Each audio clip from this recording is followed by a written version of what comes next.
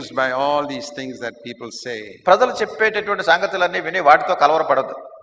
Filled with the Holy Spirit is not just making a lot of noise, పరిశుద్ధాత్మతో నింపబడటం అంటే ఏదో రకరకాలుగా అరిచి గొడవ చేయటం కాదు, falling on the ground, లేకుండా నేల మీద పడిపోవటం. it's all deception.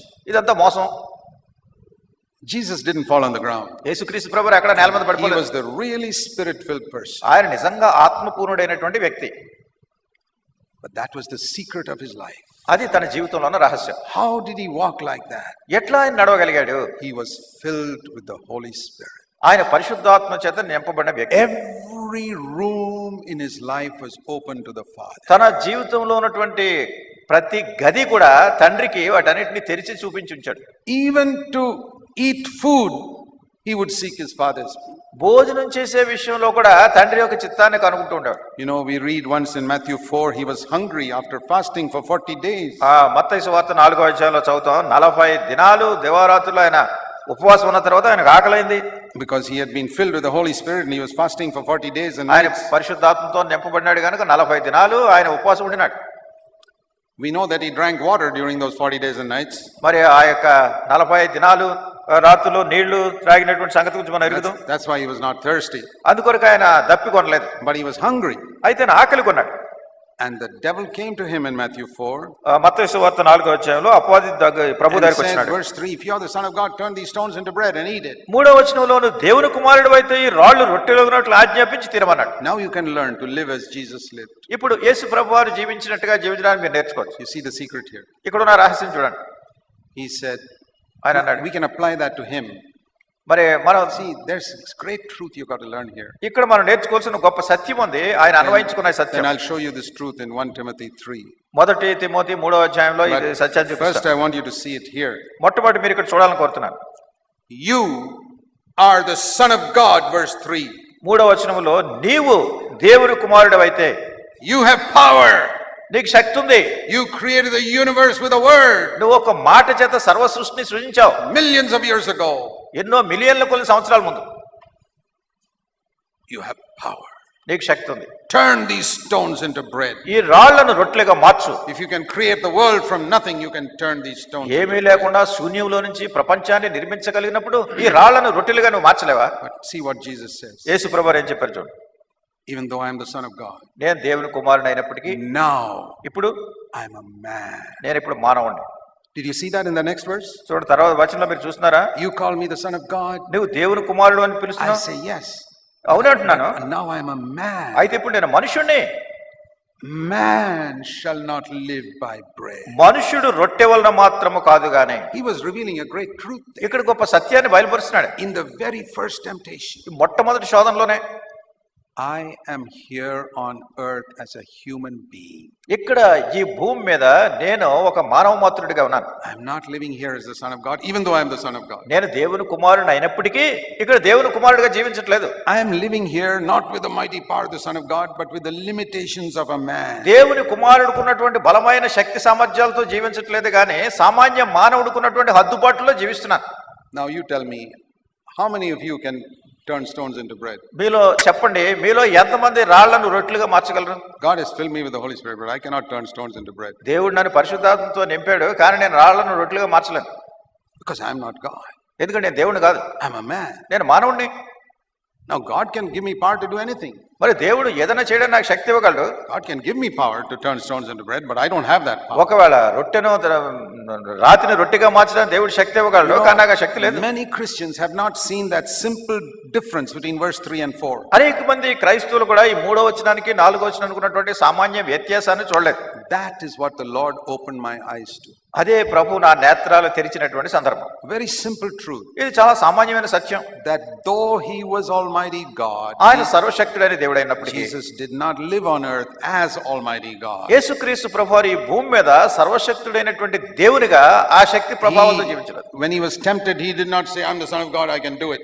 ఆయన శోధింపబడినప్పుడు నేను దేవుని యొక్క కుమారుని నేను చేయగలను అని అట్లా చెప్పలేదు. The very first word he used is man. మొట్టమొదట ఉపయోగించినటువంటి మాట మనుషుడు. Why didn't he say those men but not me? ఆ మనుషులు నేను కాదు అని చెప్పలేదు. No, he included himself. లేదు, తను కూడా దానిలో Because the చేర్చుకున్నాడు. devil is speaking to him. ఎందుకంటే అపవాది తనతో మాట్లాడుతున్నాడు And you can say, he put his hand to his chest and said, man కనుక shall not live by bread alone. తన చెయ్యి కూడా రొమ్ము మీద పెట్టుకుని మనుషుడు రొట్టె వల్ల మాత్రం కాదు కానీ అని చెప్పుండగా, I as a man నేను మానవుడిగా will not live by bread. నేను రొట్టె వలన జీవించడం కాదు. Yeah, I need bread, నాకు రొట్టె కావాలి, but not by bread alone. అయితే కేవలం రొట్టె వల్ల మాత్రమే కాదు. He didn't say man doesn't need bread. అంటే మనుషుడు రొట్టె తినడం అని చెప్పలేదు. He said bread alone is not enough. రొట్టె వల్ల మాత్రము కాదు కానీ, And bread is not the main thing.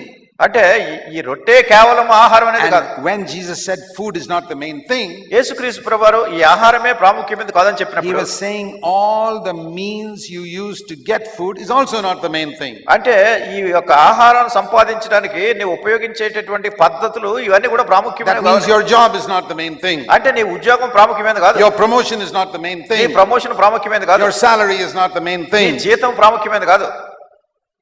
How many of you have seen it? మీలో ఎంతమంది చూశారు ఇది? I don't think most believers have seen it. అనేక మంది విశ్వాసులు ఈ విధానంలో చూసినట్టే And they అనుకోవట్లేదు. are praying to overcome temptation. వాళ్ళు శోధన జయించడానికి ప్రార్థన చేస్తారు. If you want to overcome temptation, నువ్వు శోధన జయించాలి అంటే first of all realize that food and money are not the main thing. మొట్టమొదటిగా నువ్వు గమనించవలసింది ఏమిటంటే నీ ఆహారము డబ్బు ఇవే ప్రాముఖ్యమైనవి కావు. What is the main thing? ఏమిటి ప్రాముఖ్యమైనది?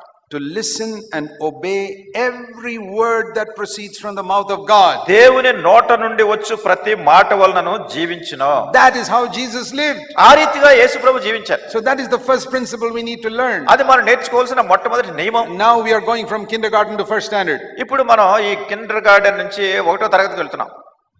and learn how to live by every word that proceeds from God's mouth. దేవుని నోట నుండి వచ్చేటటువంటి ప్రతి మాట వలన ఎట్లా జీవించాలో నేర్చుకుంటున్నాం. That doesn't mean hearing it దాని అర్థం ఏంటంటే కేవలం వినటం మాత్రమే or కాదు, understanding it. దాన్ని గ్రహించడం మాత్రమే కాదు. It means hearing, understanding and obeying. దాన్ని వినటము, గ్రహించటము, దానికి విధేయత చూపించటం. If you only hear and understand, it will be like this: no digestion, just stomach getting bigger and bigger. ఏదో మీరు వింటున్నారు, గ్రహిస్తున్నారు, అంత మాత్రంతో ఆపేస్తే ఎలా ఉంటుందంటే మీరు తిన్న ఆహారం జీర్ణం కాకుండా మీ కడుపు పొట్ట పెంచుకుంటున్నట్టు You ఉంటుంది. know, Jesus said, if you have ears to hear, let him hear. యేసుక్రీస్తు ప్రభువారు అన్నారు, వినుటకు చెవులు గలవాడు వినుడు గాక. What does that mean? దాని అర్థం ఏంటి? It doesn't mean some people don't have these ears. అంటే ఈ చెవులు మనకు లేవు అనేటటువంటిది కాదు అక్కడ. Everybody has got these ears. ప్రతి వాళ్ళకి చెవులు ఉన్నాయి, They can hear, వాళ్ళు వినగలరు. but their inner ears, they are not listening. ఈ ఆంతరంగికమైనటువంటి చెవులు అంటే వాళ్ళు వినేటటువంటి మనసు లేదు, that means they are not obeying. అంటే దానికి విధేయత చూపించట్లేదు. So we can say what he was saying is, కనుక ఆయన చెప్పేది ఏమిటంటే, man can live only by obeying every word of God. దేవుని ప్రతి మాటకు విధేయత చూపించడం ద్వారా మనుషుడు జీవించగలడు. You know, many people are disturbed if they don't read the Bible in the morning. అనేక మంది ఉదయకాల సమయంలో బైబిల్ చదవకపోతే ఎంతో కలత పొందినట్టుగా ఉంటారు. It's a very good habit to read the Bible every day. ప్రతిరోజు బైబిల్ చదవడం చాలా మంచి అలవాటు. I used to read the Bible many times a day. అసలు రోజుకి ఎన్నో సార్లు నేను బైబిల్ చదువుతూ ఉండేవాడు. That is how, after I was born again, in 6-7 years, I really studied the whole Bible. ఆ రీతిగా నేను తిరిగి జన్మించిన తర్వాత 6-7 సంవత్సరాల్లో మొత్తం బైబిల్ అంతా క్షుణ్ణంగా చదివేశాను. By the time I was converted, when I was 19, by the time I was 26, I knew the scriptures. మరి నేను 19 సంవత్సరాల వయసుకే నేను అంతకు ముందే లేఖన వచనాలన్నీ నాకు తెలుసును. If you study hard, you can also understand it. మీరు కష్టపడి చదివితే మీరు కూడా గ్రహించగలరు. And I was working in the Navy those days.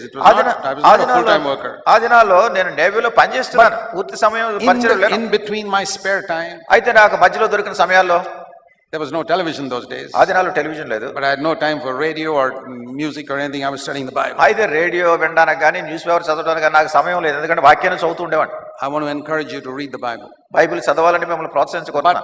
100 times more important is obeying the Bible. దానికి 100 పాళ్ళు ఇంకా ప్రాముఖ్యమైనది ఏమిటంటే వాక్యాన్ని విధేయత చూపించు. So let me tell you something. కనుక మీకు ఏదో చెప్తాను. Supposing one day you are so busy that you didn't read the Bible. మరి ఒకవేళ ఒక రోజంతా మీరు చాలా పనులు ఒత్తిడి కలిగి ఉన్నారు, మీరు బైబిల్ చదవలేదు అనుకోండి. Make sure you obey the Bible the whole day.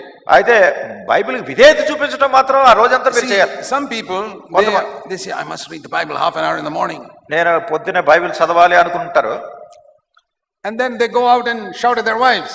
తర్వాత ఇది అయిపోయిన తర్వాత మళ్ళీ భార్య మీద కేకలేస్తారండి. What's the use of that? ఏంటి ఉపయోగం?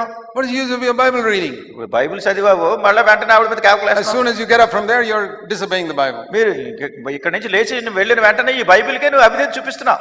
And you must hear what God is saying. దేవుడు ఏం చెప్తాడో అది వినాలి. Supposing in the morning, ఉదయాన్నే ఒకవేళ Your wife is struggling with the small babies and children, నీ భార్య చిన్న బిడ్డలతో చాలా కష్టపడుతుంది ఆ పనులని చేసుకోలేక, struggling in the kitchen, looking after the children, వంట getting them గదిలో- ready for school. వంటగదిలో ఆ వంట చేయలేక, పిల్లల్ని సిద్ధపరచలేక, స్కూల్ టైం అయిపోతుంది, ఈ పనులన్నిటి ఒత్తిడిలో ఎన్నో బాధలు పడుతుంది. You're sitting like a holy man studying the Bible. నీవు చాలా పరిశుద్ధుడైన వ్యక్తిలో ఎక్కడో కూర్చుని బైబిల్ చదువుతున్నావు. Oh Lord, please explain this Hebrews chapter 3 to me. ఓ ప్రభా హెబ్రీయులకు రాసిన పత్రిక 3వ అధ్యాయం దీని అర్థం అంతా నాకు చెప్పంటున్నావు. What is the meaning of the tabernacle? ఏమిటి ఇక్కడ ప్రత్యక్ష గుడారం అంటే దీని అర్థం ఏంటో చెప్పాను. And the Lord says, ప్రభు అంటాడు, you shut your Bible and go and help your wife. నీ బైబిల్ మూసిపెట్టి ముందెళ్ళి నీ భార్యకి సహాయం చేయి. But you can't hear it. అది వినడం లేదు, అది వినపట్లేదు. Because you think God is going to tell you about the tabernacle. ఎందుకంటే ప్రత్యక్ష గుడారాన్ని గురించి దేవుడు ఏదో చెప్పాలని నువ్వు ఇట్లా చూస్తున్నావు. God says you don't need to understand about the tabernacle. దేవుడు అంటాడు, ఈ ప్రత్యక్ష గుడారాన్ని గురించి నువ్వు గ్రహించవలసిన You అవసరం need లేదు. to understand how to help your wife when నీ she's భార్య struggling in the morning. ఎందుకంటే ఉదయకాల సమయం నుంచి ఆమె అక్కడ ఎంతో కష్టపడుతుంది, ప్రయాసపడుతుంది, ముందెళ్ళి ఆమెకు సహాయం చేయటం అంటే ఏంటో గ్రహించాలి నువ్వు. But do you hear that?